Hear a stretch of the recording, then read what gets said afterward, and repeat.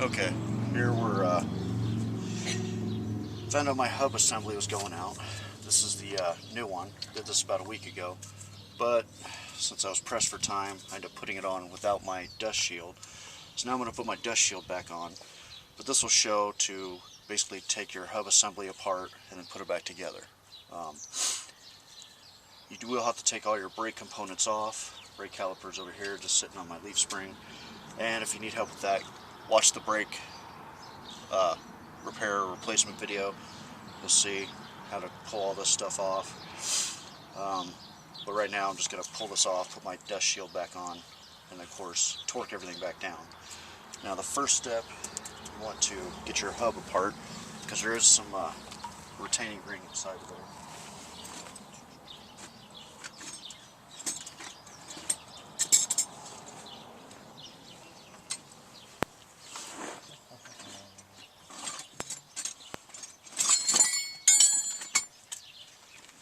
So, I should have this ready before, but when you're going to take this is your stock hub, locking hub for 4-wheel drive, to remove it you want to have a pair of these. This will definitely help out.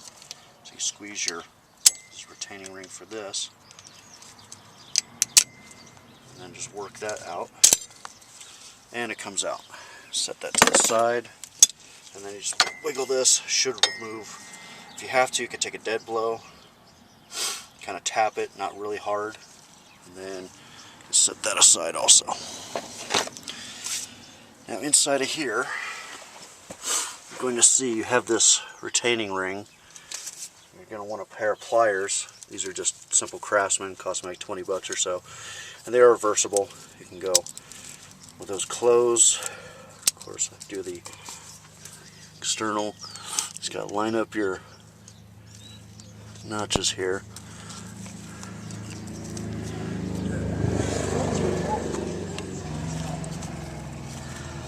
Squeeze, slide your retaining ring out.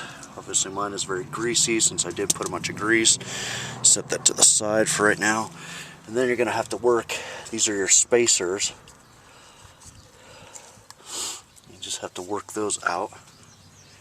Actually a flathead screwdriver sometimes helps, just to get them to kind of pry them out a little bit. There we go. There we go, working back and forth. There we go. And I try to keep them in the same order I take them out. So I'll put them under there, put that on top, and that shows me. Now from here, I also have to take these bolts in the back out. There are some bolts holding this in from the studs. They're going to be 21 millimeter. So, if you have an impact gun, it does help out a lot.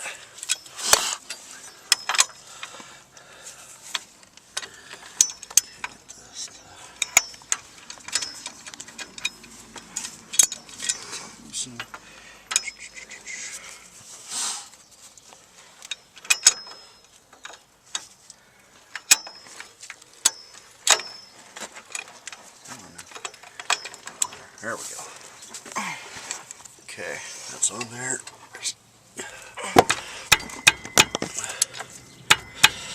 Probably going to use a breaker bar, like I said, unless you've got a good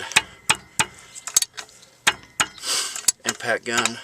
And even if you have that, you're probably going to need the type with a swivel head on it to be able to get into there. But that will definitely help out loosening these nuts up. Now when I bought this hub assembly, I did buy the Moog, and I did go ahead and buy the kit that comes with the studs with the unit. There are a lot of them if you want to save money. I think the studs will come out pretty easy. You can buy the ones without the studs and reuse them. But I didn't know how long these were in here, so I just decided to buy the parts anyway. Or if you buy the unit, you can buy the hub assembly without them. And if you feel like it, there is a kit on Amazon I ended up buying also just for some extra, these backing nuts that will They come with the studs also and the nuts. So do both sides here.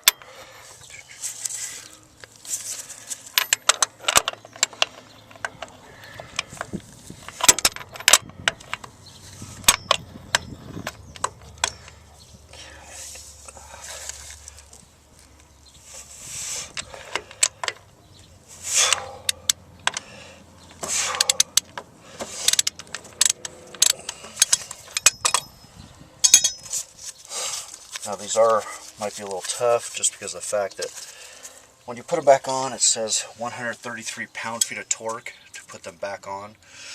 So depending on how many miles you do have on them, could be kind of a pain in the butt to get back off.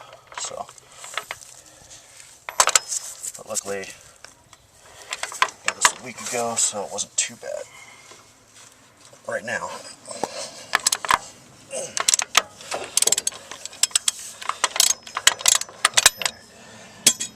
Those loose, you can just take them off.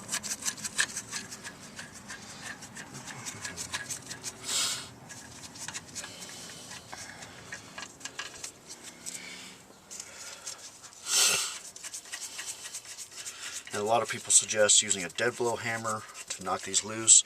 Sometimes they will come out. They're not, some of them aren't too bad. This one in particular, if you have any question at all, I just spent the 50 bucks on a puller. Just go buy it. Makes the life a lot easier.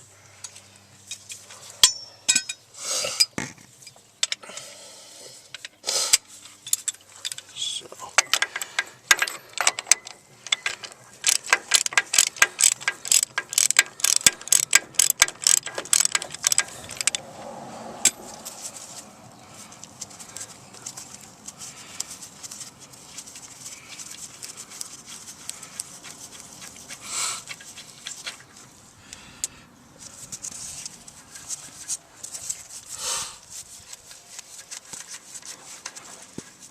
If you have all the proper tools, usually it's not too bad.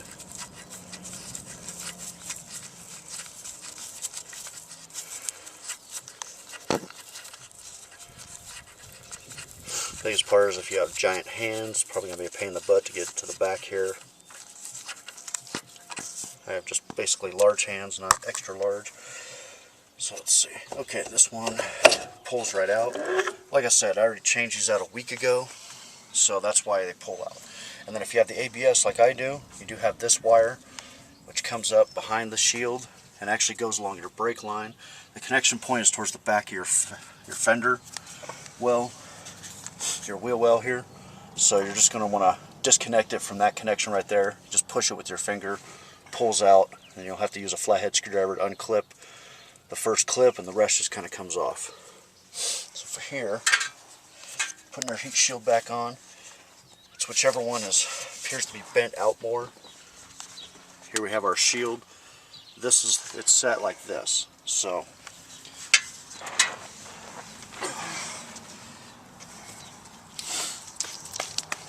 we'll run your ABS connection, your sensor, wire through, just guide it through,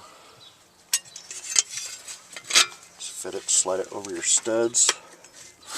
Now these studs, when I put them on, I just held it and used a pair. I used the blue Loctite plus a pair of channel locks over here on the non-threaded part to get them in there.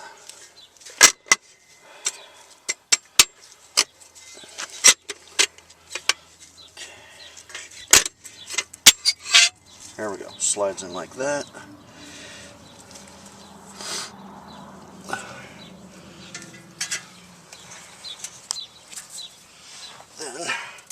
And usually when I put everything back together, I do grease the hell out of the inside of here. I also grease this. It does come with some grease on it. I just added some more. And it does say, a Ford technician did say, about every 60,000 miles you probably want to pull these apart and repack all these grease and all these bearings. Now initially pull this apart, this bearing actually stayed on the shaft. I had to work it off with a screwdriver and a dead blow hammer, but when it did come off, everything just completely fell apart, and it was pretty dry internally, so I knew it was pretty much time. That up. Put that back in, line that up right there, and then save that later. Instead, you put that along the brake line. Just be observant. I wait till I get the brakes on so that my brake line is going in a nice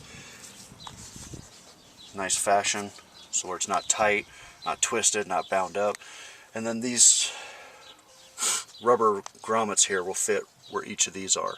So you may have to, some of these may be a little loose, you may have to slide them up and down the brake line, but it should line up with that and go in a nice even pattern right to there. So that goes back on there.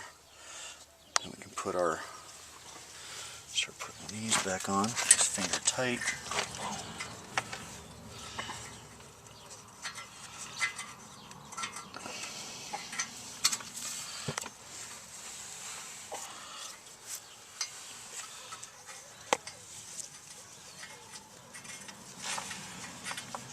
Like I said, there we go.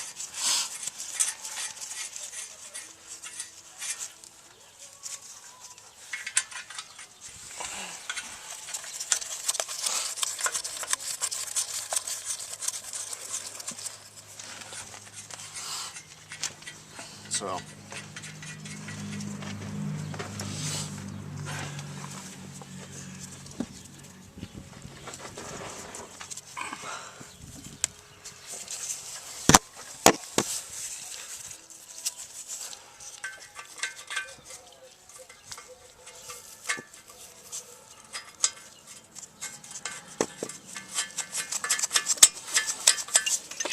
those finger tight.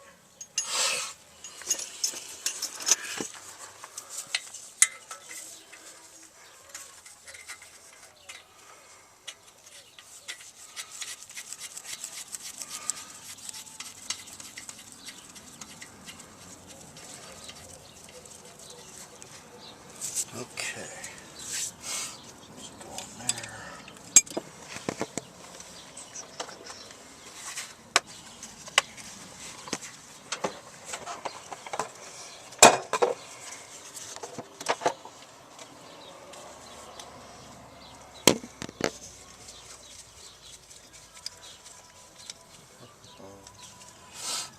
And then we'll set our torque wrench.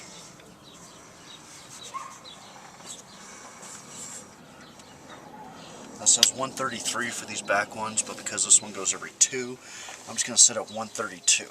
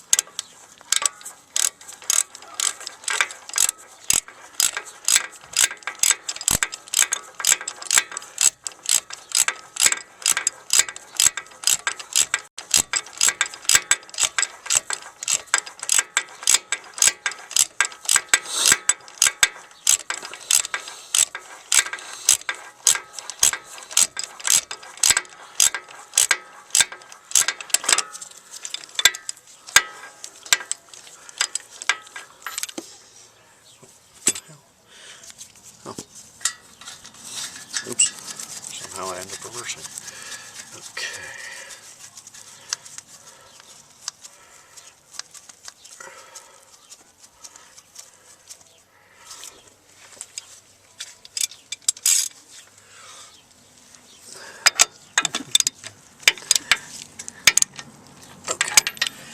Now, time for the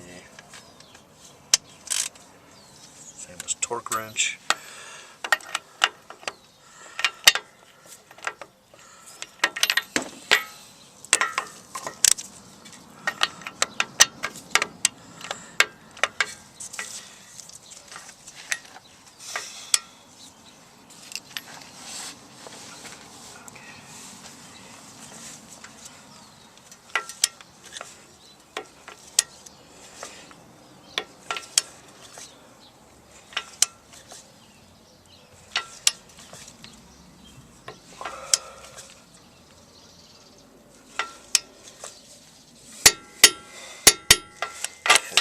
Good. Now you want to try to do a cross pattern if you can. It'd be best to attach these.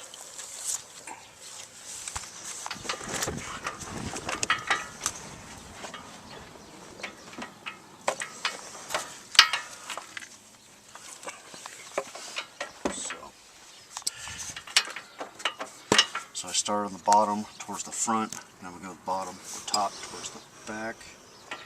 Just get it.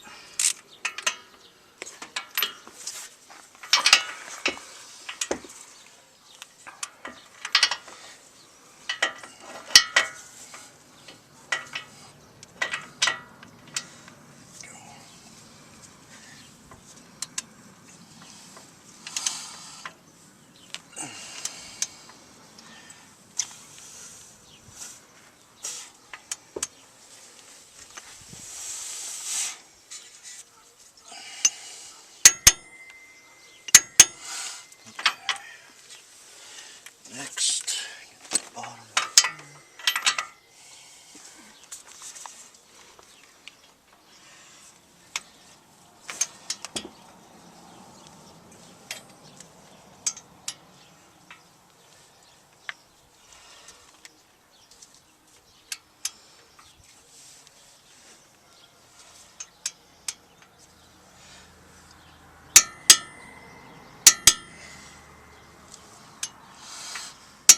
Okay. Nice and solid.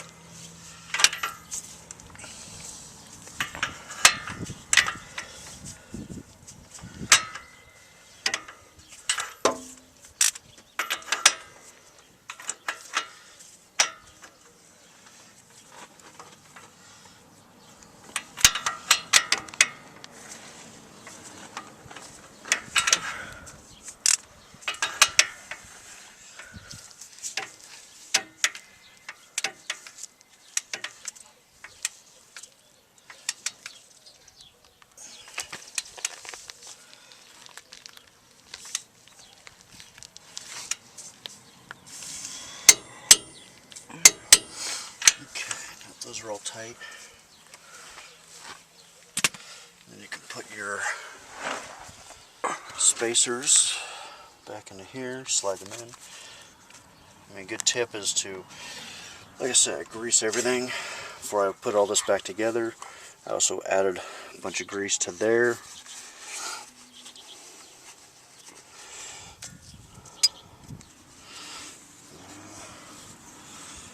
So, put it in.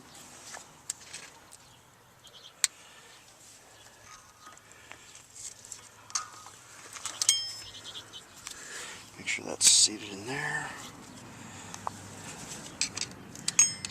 Okay, nothing moves, it's all nice and tight.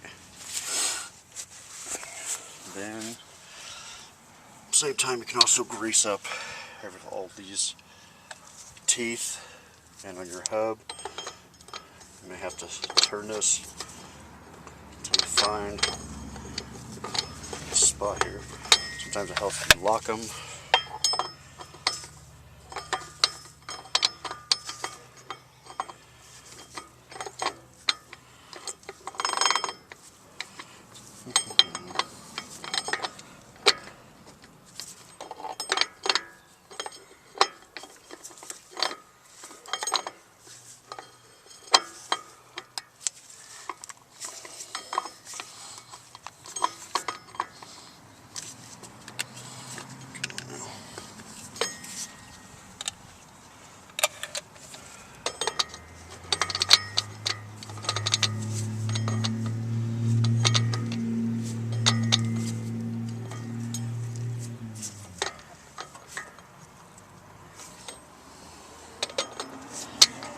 There we go. It take a little bit of time, but it'll work in there. You can go right in. You can take your next retaining ring, and of course, if you have to, a little dead blow. You don't need to hammer it as hard as you can, just a little tap.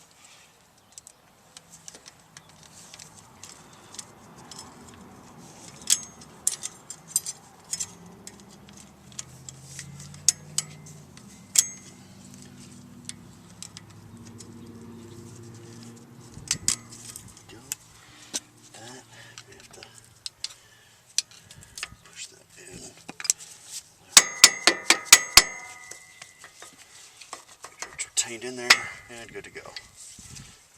Of course, should have a little more resistance because now you're turning the axle when you lock it. Unlock, should spin pretty free. So the rest of putting this back together is going to be the opposite of taking apart a brake system. You're going to put your brake pad bracket here, your caliper go onto that. These two large ones with the brake pad caliper, I believe it was 166 pounds, so, or I think it was 166 pounds. You can look it up online also. It seems like a lot, but that's what they call for. Like I said, it was 133 on these 21 millimeter nuts on your studs here for the assembly. I went 132 because mine only goes even numbers, my torque wrench. As long as you're within a pound or so, should be fine.